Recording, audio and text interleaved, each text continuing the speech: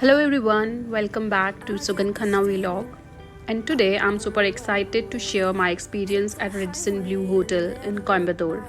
So if you're planning a trip to this vibrant city, you will definitely want to consider this gem of a hotel.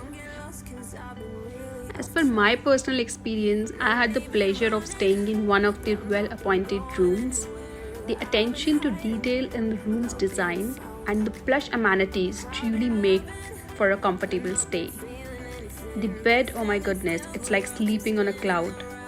The first, its exterior and entrance. As you approach the hotel, the modern architecture of Radisson Blu immediately catches your eye. The entrance is grand and inviting, setting the tone for a luxurious stay. I get this feeling I wanna run. Dining experience is again amazing. Let's talk about it. So the hotel boasts some fantastic restaurants serving a variety of cuisines.